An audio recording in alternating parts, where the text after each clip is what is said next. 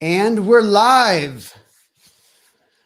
Hey, Naked Parent Nation. We're here with Roxana Lopez, who is so near and dear to my heart because she cares for my children. So, this is one of the crew that cares for Rocco and Blue. Her name's Roxana Lopez. She's a graduate at UC Santa Barbara, and my family and I are so grateful that she's a part of our lives because it makes all the difference. So, welcome, Roxana. How are you today? Hi, I'm doing great. Thank you for asking. Yeah. So, I'm just going to jump right into it if it's okay with you. How'd you get wrapped up in caring for my special needs kids?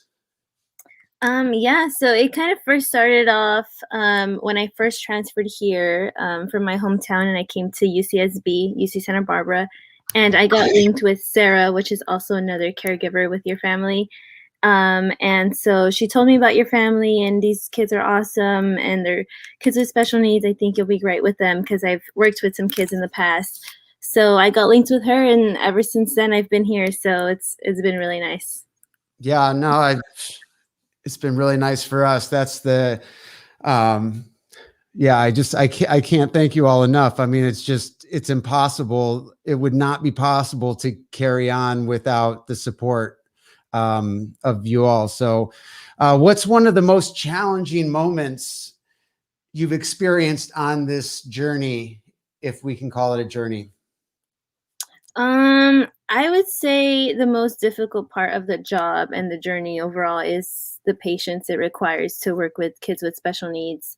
Because I've worked with all types of kids in different ages, and I think one of the hardest parts about kids with special needs is that it requires more patience than with more abled kids. So it's definitely a different experience, but I think it's honestly a God-given talent, and it just takes so much patience to work with kids with special needs, and it's like it's a good thing. It's not like it's a thing where, like, oh, it's not meant for everybody. I think if you're willing to go through it, then it's definitely worth the time. I think so. I mean, is patience one of the things, the character traits that you've been labeled with throughout your life, or? I wouldn't say so, but I just think that I've been tested a lot through working with kids, and I think now that I can confidently say that I have the patience to work with kids, because I think it's not until you go through it or you work with kids that you know, like, oh, this requires a lot of patience for sure. So you think your patience has improved or increased? If I think that's, it's improved. I think it's definitely improved. Yeah. yeah, because I think you're the most patient person on the planet. I mean, you and Sarah are the most. I wish I had half of it. Um, so this is an interesting question.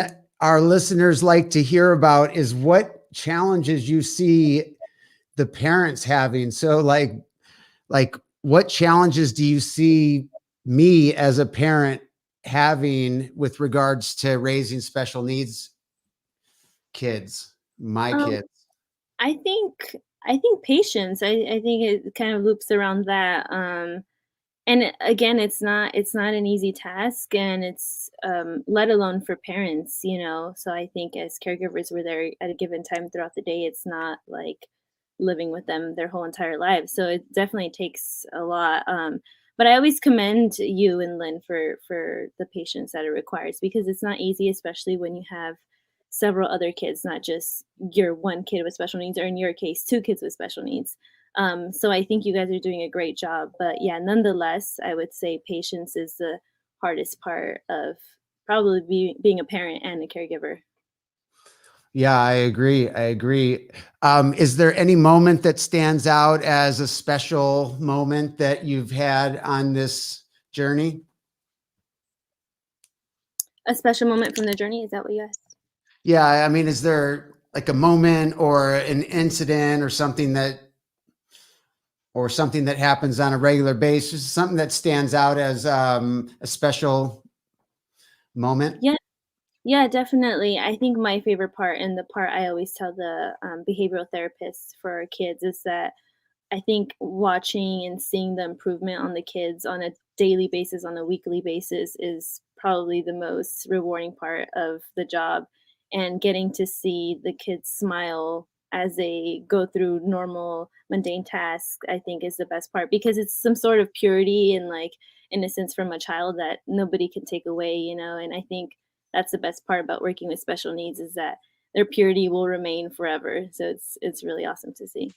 Yeah, that's true. And for everybody, it's different. And for Rocco and Blue, it's really different what that looks like. Um, just because they have, you know, Rocco's so much more impacted than Blue is, and so the feedback and the progress is much slower with Rocco, and sometimes much more challenging because you don't get the smiles or that sort of connection or feedback the same way that you can with Blue, Definitely. if you know what I mean. So I know that's one of the challenges for a lot of us parents is because it is a labor of love. So Mhm. it's really a labor of love. You don't get a job with special needs kids because it's the most fun job on the job list that day. So Yeah. um, yeah, I appreciate that. All right, how about this?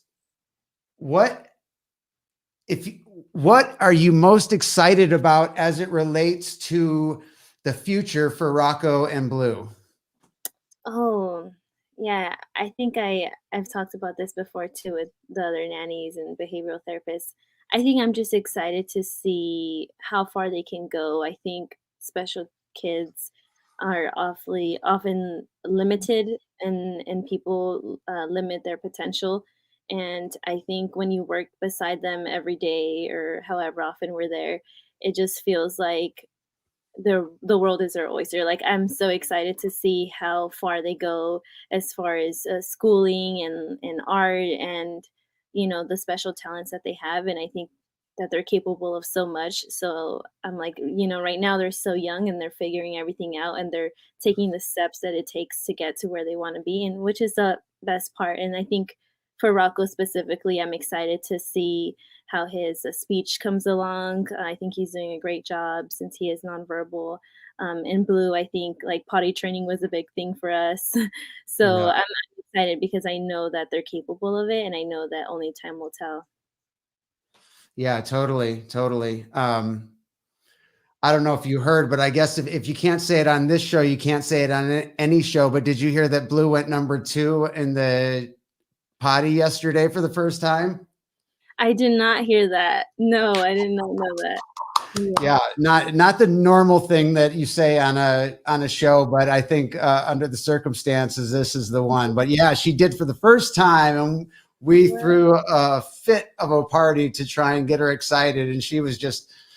I think I went overboard with getting excited because she was just looking kind of like That scared. That's awesome. No, I did not know that, but, I did know that a few weeks ago, Rocco it was his first time on the toilet, which was also mind-blowing. I was like, "Wow, this is amazing." Because yeah, I've yet to see Blue, so now I know. Yeah. Well, Mhm. for those of you who are listening in who don't have special needs children, that might sound like the weirdest conversation you've heard on a podcast yet. But for those of you who are raising special needs kids, you know exactly what we're talking about. So, um, next question is if you, what advice do you have for the parents out there in Naked Parent Nation? What's your words of wisdom for them? I would say my advice and my words of wisdom would be to really soak in the moments that are really positive and uplifting and encouraging, because I think it's easy to get caught up in the moments that are hard, the moments that are difficult, or you know, it's definitely like that's been established that it's not easy, right? But I think that the moments that are fun and exciting and pure, like kind of just focusing on the good stuff, is probably my best advice, because it's easy to get caught up in how difficult things are, to just be bitter and sour, like, oh, my kid just pooped on the couch, which happens often. Yeah. But I think when things are going well, like we just mentioned, when Blue went to the restroom and you celebrated that, I think that's a really good thing, because it kind of just uplifts the child, and it uplifts your mood as a parent, I think. Yeah, totally. Yeah, gratitude journal for me is one of the required you know, things that I do for emotional maintenance, just to highlight those points, because like you said, there's a lot of highlightable points that happen, and it's just I have to focus on the good ones to carry on. So um the next thing I do with the people I interview is kind of a lightning round.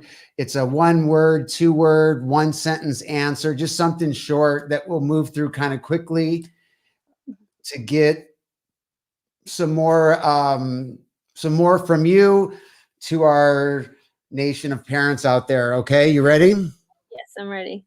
Okay. What's the best advice you've received in caring for special needs kids? Having patience. Share a habit that would contribute to a parent's well-being. Being grateful. Do you have a top resource recommendation to share with parents? No, not right now. Your favorite book or movie? Unbroken, and it's a book and a movie. Nice. What's one thing you think will improve a family's life if they did it, had it, or Can you whatever? can you repeat the question? It got cut off. What's one thing you think will improve a family's life if they did it or had it? Um, I would say being patient. Yeah. Totally, totally. And then, we've talked about this, but just kind of in wrapping up this discussion, any other guidance you'd like to share with our listeners? I feel like we covered a lot, but yeah, I would just say again to, um, be grateful for the kids that we have and the kids that we care for. Because I think with special needs kids, it's, each one is really unique, and they all have different needs and wants, and you kind of have to meet them exactly where they're at.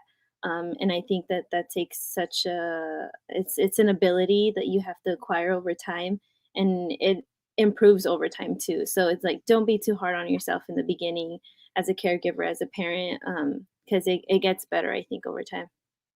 Yeah, that's awesome. I think we highlighted gratitude and patience. I see Sam commented in. That's a buddy out there. What's up, Sam? Thanks for listening.